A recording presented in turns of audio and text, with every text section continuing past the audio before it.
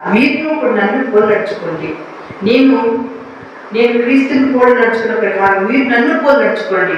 ఈరోజున పౌలు ఆదర్శం ఏంటంటే ఒక మాదిరి. ఎందుకంటే పౌలు నడిచాడు, తన బిడ్డలైన వారు కూడా ఆ విధంగా నడిచి సంఘములో శిరస్సు ఉండి ప్రతి ఒక్కరికి మరి పరిశుద్ధుల యొక్క మెప్పు కోసం చూడాలి, కానీ పరిశుద్ధతల మెప్పు చూడాలి, కానీ పాపాత్మను మెప్పు కారణాన్ని కోరుకుంది.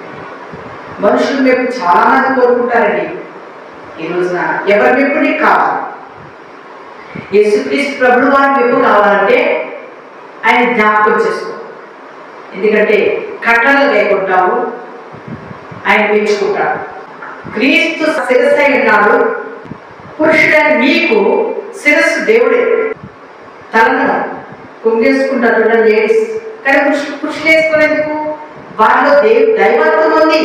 పురుషుడు ఎప్పుడు కూడా పరిశుద్ధ చేతులు దేవుడికి ఇష్టం, వారి జీవితం ఇష్టం, వారి తలంపులు ఇష్టం దేవుడికి. కానీ ఈ రోజు మురికైపోతున్న చేతులు, మురుకు చేతులు ఎత్తే దేవుడికి ఇష్టమా అంటే మరి జాగ్రత్త.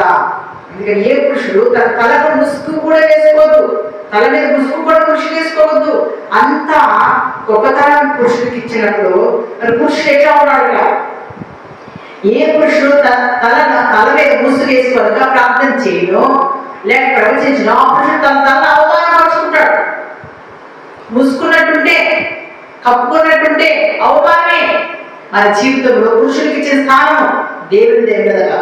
అందుకే ఏ స్త్రీ కూడా తన తల మీద ముసుగు వేసుకోగా ప్రార్థన చేస్తుందో ప్రవచిస్తుందో తన తల అవమానం చేసుకుంటుంది అని అర్థం, లేదా గుండె చేసుకుని వాక్యం చెప్పిన అర్థం. అందుకని సిగ్గుపడక ప్రవక్త్రి అనుకునే స్త్రీలందరూ కూడా దేవుని వాక్యం వెలగ చేసినప్పుడు ఎలా ఉండాలి? ముసుగు పరిశుద్ధి యొక్క ముసుగు ధరించుకోవాలి. స్త్రీ ముసుగు వేసి పడి ఎలా తన తలను అవమానం చేసుకుని కత్తిరించుకోవాలన్నాడు. మనం ఒకరికొకరు దేవుని మీద ఆధారపడాలి. మనం ఎప్పుడు గొప్పవారం అవుతామంటే తగ్గించుకున్నప్పుడు గొప్పవారం అవుతాం. నేను గొప్పదాన్ని ఉన్నాను అనుకుంటే నేను తగ్గిపోతాను, వెళ్తాను. ఎవరికంటే అర్థం చేసుకోకూడదు. పరిశుద్ధుల హృదయాన్ని చూసే దేవుడు క్రీస్తు ప్రతి హృదయాలను ఏం చేస్తున్నాడని పరిశోధిస్తున్నాడు. అప్పుడు అతని హృదయంలో రహస్యాలను బయలుపరుస్తున్నాడు. మీరు మాట్లాడుతున్న స్తుతి దేవునికి ఇష్టం. ప్రేమ కలిగి ఉంటకు ప్రయాసపడండి. ఆత్మ సంబంధమైన వరములు పొందుకోండి. ఆసక్తితో దేవుని మాట వినడానికి విశేషంగా ఆయన ఎదుట రండి. నేను 10,000 మాటలు మీకు చెప్పను, 5 మాటలు మీకు చెప్తా. మీకు అర్థమయ్యే 5 మాటలు చెప్తా. నా పౌలు గారు అదే అంటారు, నేను 2 మాటలు 5 మాటలు అన్నాడు, ఎక్కువ మాట్లాడినాడు. వీళ్ళు నాకన్నా గొప్పవాడుగా ఉన్నావా అనుకోకుండా, నాకన్నా గొప్పవాడు ఉన్నావా అనుకోకుండా ఒకరికొకరు తగ్గించుకోండి. ఈరోజు తగ్గింప జీవితం లేకపోతే నీళ్ళు నష్టం, నీ ఒళ్ళు నష్టం, నీ జీవితమే నష్టం. జాగ్రత్త. ప్రభు నీతో మాట్లాడతారు. మీరు భోజనం చేసినప్పుడు మీ ఇంట్లో భోజనం చేస్తున్నారు, కానీ ఇక్కడ వచ్చి భోజనం చేస్తున్నారు చూడండి. ఆయన శరీరం, ఆయన రక్తం, ఆయన శరీరం గురించి, ఆయన రక్తం గురించి వెక్కిరించే వారు ఉండకూడదు. జాగ్రత్త. మీకు మీ ఇంట్లో ఉన్నాయి, మీకు వాకిళ్ళు ఉన్నాయి, భోజనం ఉంది, అక్కడ తిని ఇక్కడికి వస్తున్నారంటే ఇక్కడ పవిత్రమైన ఆహారం తిని ఇంకా పవిత్రంగా ఉండాలని ప్రభు వివరణ గురించి మాట్లాడుతున్నాడు. ప్రభు భోజనంలో అప్పగించబడ్డ రాత్రి ఆయన ప్రార్థించాడండి. ఈ రక్తము, ఈ ద్రాక్షారసమైన రక్తం చాలా పవిత్రమైంది. ఈ 2 మనం సేవించినట్లయితే, మీరు తీసుకున్నట్లయితే మీ జీవితాలు భద్రంగా ఉంటాయి. అపవిత్రం అంతా కాలిపోతాయి. మరి మూసుకుపోయిన హృదయంతో ఉన్నట్లు అర్థం కాదు, చెవులు కూడా విడపడి ఉంటే అర్థం కాదు. ఈరోజు 3 తెరవాలని ప్రతిసారి చెప్తాం. ఈ చెవులు తెరవబడాలి, ఈ కళ్ళు తెరవబడాలి, ఈ హృదయం కూడా తెరవబడాలి. ఎందుకంటే ఇది ఎక్కువ మోయబడుతుంది, ఇది ఎక్కువ మోయబడుతుంది, ఇది ఎక్కువ మోయబడుతుంది. ఈ 3 కూడా ప్రభువుకి ఇష్టమైన బిడ్డగా ఉన్నవారు తెరుచుకుని ఆలకించే వారు ఉన్నారు. అర్థమైన వాణి తీసుకున్న ప్రతి ఒక్కరిని ప్రభు దర్శించి మీకు దీవించమని ఇస్తున్నాం, ప్రార్థిస్తున్నాం తండ్రి. ఆమేన్. విన్న మాటలనే ప్రభువా, థ్యాంక్ యూ లార్డ్ జీసస్. హల్లెలూయా. ప్రభువా, ఇంతవరకు మీరు మాతో మాట్లాడినారు. సమయం వ్యర్థం కాకుండా సత్యమును అసత్యములోకి అర్థం చేసుకోకుండా సత్యముగా అర్థం చేసుకునే జ్ఞానం కలిగించిన ఆయన, ఈ పరిశుద్ధ పాదములను పట్టుకుంటకు కృప చూపించండి. ఎవరెవరినో వెంబడిస్తున్నాం, ఎవరెవరినో తండ్రి అర్థం చేసుకుంటున్నాం, కానీ నీ పరిశుద్ధ సన్నిధాన్ని అర్థం చేసుకోకుండా మేము జీవిస్తున్నామని ఎంతమంది అయితే పెట్టు ప్రభా విన్నారు, వాళ్ళందరినీ ఆత్మకు మరించు దేవా. ఈ రోజున ఆత్మీయ స్తంభంలో నిలబెట్టమని ప్రార్థిస్తున్నాను. ఆత్మీయ శక్తిని కలిగించమని ప్రార్థిస్తున్నాను. ఆత్మీయ జీవితంలో నీ సన్నిధిలో ఉండడానికి సహాయం చేయండి.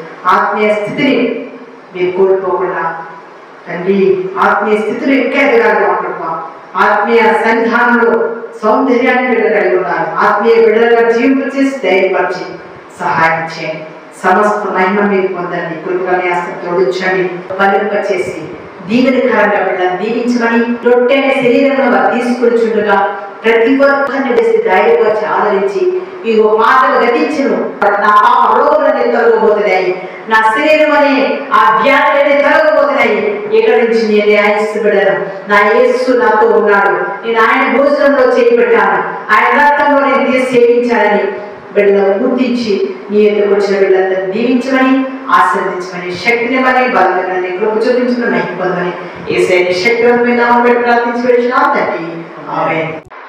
వాక్యం ద్వారా మాట్లాడు చూస్తున్న బిడ్డలందరినీ వింటున్నామని ప్రతి ఒక్కరిని శాసనంగా రక్షించి కాపాడి కృప చూపించి దీవించమని యేసు నామములో ప్రార్థిస్తున్నాం తండ్రి. ఆమేన్. ఈరోజు యోహాను సువార్త నుంచి కొద్ది మాటలు మనం ధ్యానం చేసుకుందాం. 15వ అధ్యాయం. నేను నిజమైన ద్రాక్షావళిని, నా తండ్రి వ్యవసాయకుడు. నాలో ఫలింపని ప్రతి తీగను ఆయన తీసి పారవేయి, ఫలించు ప్రతి తీగ మరి ఎక్కువగా ఫలింపవల్లని దానిలోని పనికిరాని తీగలను తీసివేయి. ఆయన తీసి పారవేయి. ఫలించిన ప్రతి తీగ కూడా తీసేసి బయటపడేస్తారంటున్నాను. ఫలించు ప్రతి తీగ మరి ఎక్కువగా ఫలింపవల్లని దానిలో పనికి రాని తీగలను తీసివేయను. యూస్లెస్ థింగ్స్ ఏది కూడా పనికిరాని ఆ యొక్క తీగలను ప్రభు తీసివేస్తానంటారు. నేను మీతో చెప్పిన మాటలను బట్టి మీరు ఇప్పుడు పవిత్రుడైనారు. నా యందు నిలిచి ఉండుడి, మీ యందు నేను నిలిచి ఉండు. తీగ ద్రాక్షావళిలో నిలిచి ఉంటేనే కానీ తనంతట తాను ఎలాగూ ఫలింపదు. అలాగే ఆయన నిలిచి ఉంటేనే కానీ మీరు ఫలింపడు. We must abide in him, then only will be fruitful. ద్రాక్షావళిని నేను, తీగలు మీరు.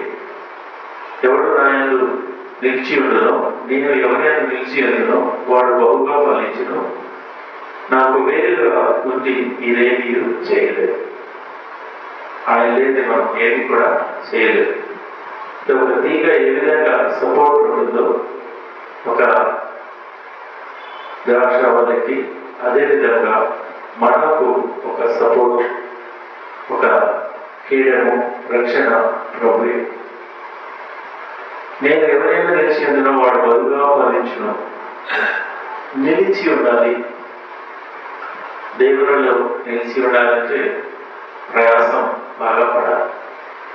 ప్రయాసం అంటే ప్రార్థన, ఉపవాసము, ఇవన్నీ కూడా మరి ఉండాలి. హోలీనెస్, పరిశుద్ధత, క్షమాగుణం చాలా ఇంపార్టెంట్. అది క్షమించగలగాలి. క్షమించమని అడిగిన వారిని కూడా క్షమించే మనస్సు ఉంటేనే కానీ దాంట్లో అప్పుడే మనం పరిపూర్ణతకి రాగలం. ఎవడైనా నాయన నిలిచి ఉండని ఎడల వాడు తీగ వల్ల బయట పారవేయబడి వెళ్ళిపోవు. మనుషులంటే వాడు పోగు చేసి అగ్నిలో పారవేద్దరు, అవి కాలిపోవు. నాయను మీరును మీ యందు నా మాటలు నిలిచి ఎడల మీకేం ఇష్టపడు అని మీకు అనుగ్రహించబడదు. మీరు ఫలించడం వల్ల నా తండ్రి మహిమపరచబడను. ఇందువల్ల మీరు నా శిష్యులు. ఫలించాలంటే దేవుని యొక్క శిష్యులు, నిజమైన శిష్యులు అని చెప్పాలంటే ఫలాలు ఉండాలి. ఆత్మఫలాలు ఇంపార్టెంట్. శరీర కార్యాలు, కోపము అనేది చాలా భయంకరమైన ద్వేషము, ఈర్ష్య భాగం వల్ల జీవితాలు, కుటుంబాలన్నీ పాడైపోతున్నారు, నరకం పాలవుతున్నారు.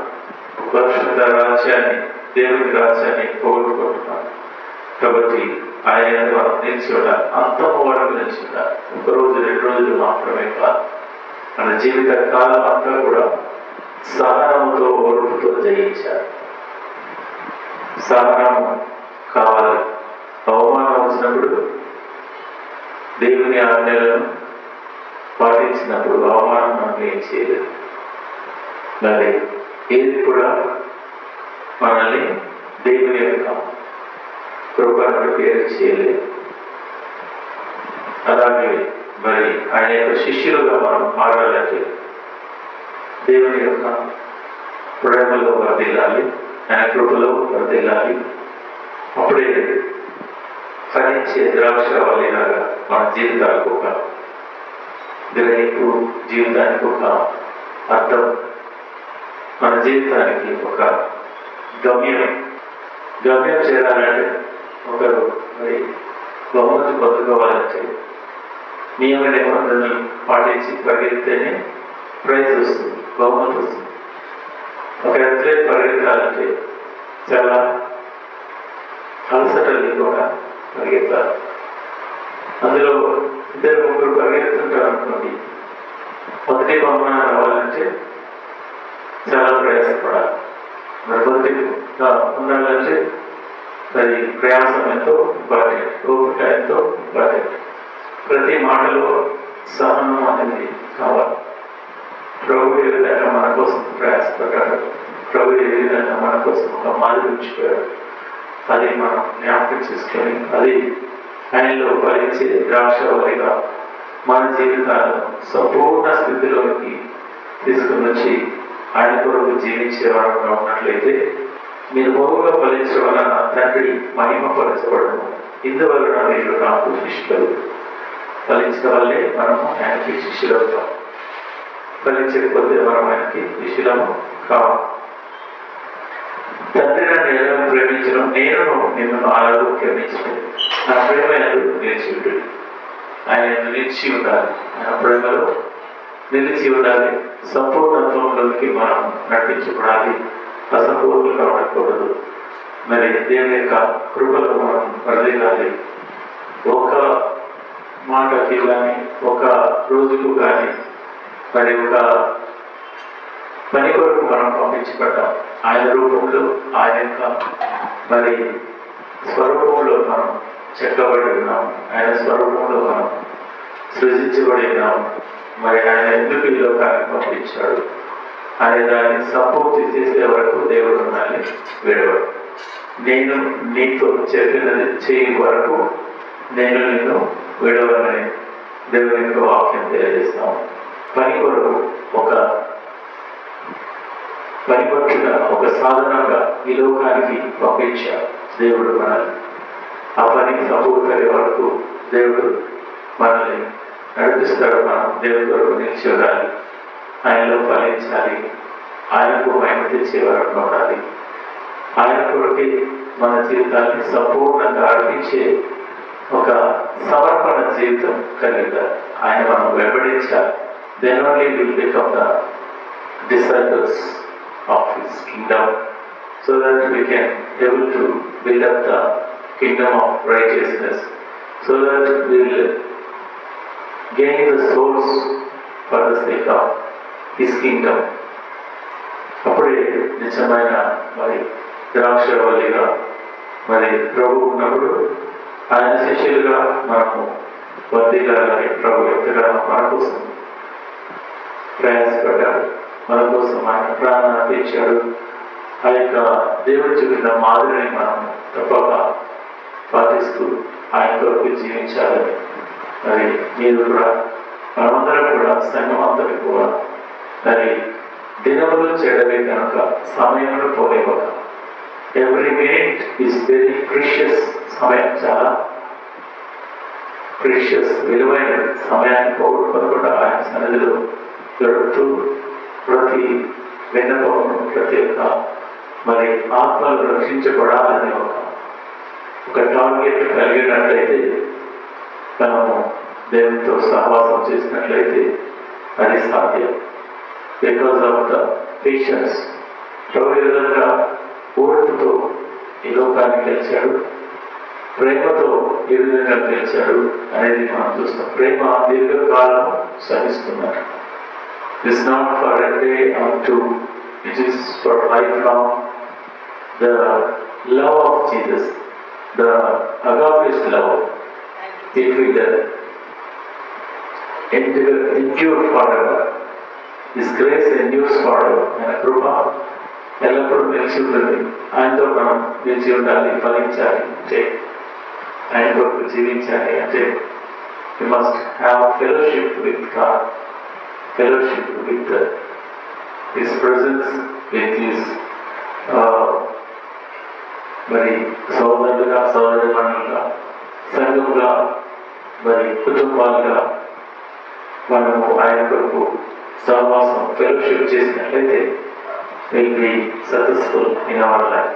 మరి అట్టి కృప దేవుడు మా అందరికీ దయచేయుగా ప్రార్థించుకున్నాం. కృతజ్ఞత సంపూర్ణ కృపా సత్య సంపూర్ణానికి స్తోత్రములైనా. ఎవరు నా యందు ఫలించడం వారు నాకు నిజమైన శిష్యులన్నాం, వారు నాకు శిష్యుల ఎందుకంటున్నాం. తండ్రికి స్తోత్రములైనా. ఫలింపే ప్రతి తీగను తీసి పారవేస్తానంటున్నాం. తండ్రికి స్తోత్రమైనా. ఫలించడం వల్ల నా తండ్రి మహిమపరచబడుతుంది. దేవుడు వాక్యం ద్వారా మాట్లాడే దాని వలన దినములు చర్య కనుక సమయం పోనీ యొక్క పరిశుద్ధంగా నీ సన్నిధిలో గడిపే వాక్యాన్ని ధన్యతను నాకు మాకు మీరు దయచేసిన విధానానికి వందనాలు చెల్లిస్తున్నాం. అంతవరకు స్నేహిస్తూ అంతవరకు యోగ్యమైన శిష్యులుగా మీరు ఫలించే వారిగా మేమటకు చూస్తున్న ప్రతి బిడ్డను కూడా ఫలించే శిష్యుడిగా ప్రభావం మీరు దీవించాలని మీరు కోరుకుంటున్నారు.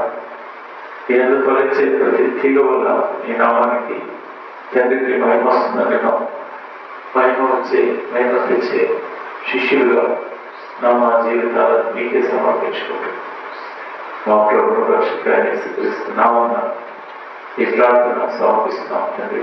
ఆమె ప్రభు కృప మీ అందరికీ తోడైనది గాక.